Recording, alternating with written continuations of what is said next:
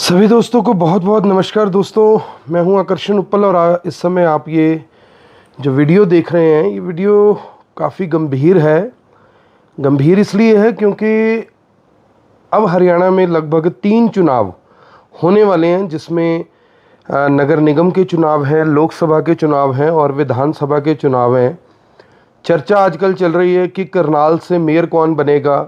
चर्चा आजकल चल रही है कि हरियाणा में सरकार किसकी बनेगी। चर्चा आजकल चल रही है कि लोकसभा से करनाल में जो टिकट है वो बीजेपी किसे देगी, कांग्रेस किसे देगी। अलग अलग इस तरह की चर्चाएं चल रही हैं, लेकिन ये चर्चा कहीं पर नहीं है कि देश के गंभीर मुद्दे क्या हैं। ये चर्चा कहीं नहीं है कि सवाल पूछे बिना आखिर मीडिया कैसे चल रहा है। ये चर्चा कहीं नहीं है बिना सांसदों के संसद कैसे चल रही है। ये चर्चा कहीं नहीं है कि बिना खिलाड़ियों के खेल कैसे चल रहे हैं। ये चर्चा कहीं नहीं है कि बिना किसानों के खेती कैसे हो रही है। ये चर्चा कहीं नहीं है कि अब आप विरोध करने के लिए सड़कों पर नहीं आ सकते। ये चर्चा कहीं नहीं है कि अंबाला के डीसी ने डीसी परिसर के अंदर किसी भी तरह का धरना प्रदर्शन करने के लिए रोक लगा दी है। अगर आप ऐसा करते हैं तो आपके ऊपर एफआईआर दर्ज की जा सकती है। ये चर्चा कहीं नहीं है कि आखिर इस समय जो स्थिति चल रही है, आने वाले समय में इसके क्या परिणाम या यूं कहें कि इसके क्या दुष्परिणाम होने वाले हैं। लेकिन मेरी इस वीडियो के बाद ये चर्चा ज़रूर चलेगी कि क्या इस तरह के वीडियो आने के बाद एक बार फिर से आकर्षण उप्पल को कहीं अंदर तो नहीं ठोक दिया जाएगा, जो कि हो सकता है। ये चर्चा पहले भी थी, चर्चाओं पर विराम नहीं लगा और वो हकीकत बनी। आप लोगों के प्यार की वजह से, आपके आशीर्वाद की वजह से मैं आपके बीच में आया।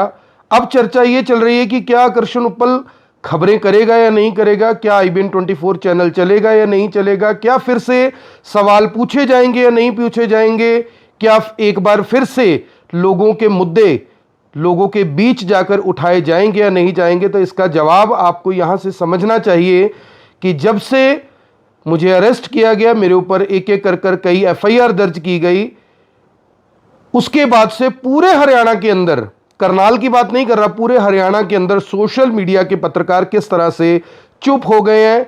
या तो एक्सीडेंट की खबर चलती है, या खबर चलती है किसी हादसे की, या खबर चलती है अन्य प्रेस कॉन्फ्रेंसेस की, लेकिन खबर नहीं चलती आपके बीच की, आपकी सड़कों की, आपके मोहल्ले की, आपकी गलियों की, शिक्षा की, अस्पतालों की, अस्पतालों में ना इलाज मिलने की कोई खबर नहीं चल रही। और चले भी कैसे, क्योंकि ये चर्चा का विषय नहीं है। चर्चा का विषय तो वही होता है जो मीडिया में चलता है, और मीडिया में जब इस बात की चर्चा नहीं है तो आखिर कैसे आपसे यानी कि मीडिया आंखें मिला पाएगा, पत्रकार आंखें मिला पाएंगे। मैं तो आपसे आंखें मिला सकता हूं और मुझे मिलानी भी है, इसलिए कुछ समय थोड़ा सा इंतजार कीजिए। एक बार फिर से IBN 24 आपके बीच में आएगा आपके सवालों के साथ।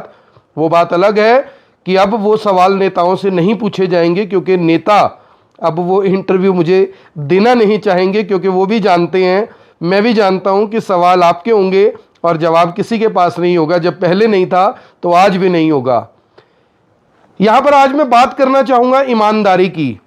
जब मेरे ऊपर एफआईआर दर्ज की गई तो सवाल उठे कि आकर्षण उप्पल के पास 20-22 करोड़ रुपए की संपत्ति है, आकर्षण उप्पल के पास 90 लाख रुपए की लग्जरी कार है, आकर्षण उप्पल के पास 32 सेक्टर में 500 हजार गज के प्लॉट है। इस तरह से कई अफवाहें उड़ाई गई, ब्लैकमेलिंग कर पूरे देश को लूट लिया, पूरे करनाल को लूट लिया, 25-25 लाख रुपए लेता था खबरें चलाकर। इस तरह की खबरें सोशल मीडिया, जो व्हाट्सएप यूनिवर्सिटी है करनाल के अंदर, उन्होंने चलाई, व्हाट्सएप कॉलेज वालों ने चलाई, ताकि आकर्षण उप्पल के जो बेदाग छवि है उसके ऊपर काले छींटे, कीचड़ उछाला जाए, उस पर छींटे यानी कि लगाए जाएं। लेकिन वो चर्चाएं सिर्फ चर्चाएं रह गई, क्योंकि वो व्हाट्सएप यूनिवर्सिटी का खेल था। जब मेरी जांच हुई तो मेरी जांच में कुछ भी सामने नहीं आया। करोड़ों रुपए की संपत्ति के दावे करने वाले जो पुलिस वाले थे, उन्होंने अपने आकाओं को रिपोर्ट दी कि अरे भाई उसके खाते में तो महज कुछ ही लाख रुपए हैं, और जो यानी कि उसकी ट्रांजैक्शंस नजर आ रही हैं उससे ऐसा कुछ नहीं लग रहा कि उसने किसी पॉलिटिकल पार्टी से कोई फंडिंग ली हो। कहीं से ऐसा नहीं लग रहा कि उसने कहीं से ठगी, चोरी, लूट, डकैती की हो। हमने उसके आधार कार्ड से उसके परिवार के सभी लोगों की संपत्तियों की जांच करवा ली, ऐसा कुछ भी सामने नहीं आया। जब मेरी गाड़ियों की जांच की गई तो मेरी 3 गाड़ियां सामने आई, जिसमें से 2 गाड़ियां मेरी कंपनी के नाम पर थी, दोनों ही गाड़ियों के ऊपर लोन था और उन गाड़ियों की किस्तें भी मेरी कंपनी के अकाउंट से जाती थी।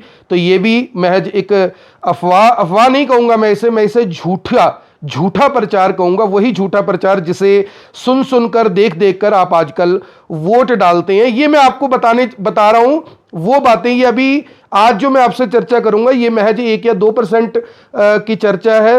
उन यानी कि 6 महीनों के बीच में क्या कुछ हुआ, अभी इसमें बहुत सारा यानी कि बहुत कुछ आपको बताना बाकी है, लेकिन एक एक कर धीरे धीरे ये सब कुछ मैं सामने लेकर आऊंगा ताकि आप एक ही दिन में सब कुछ भूल ना जाएं।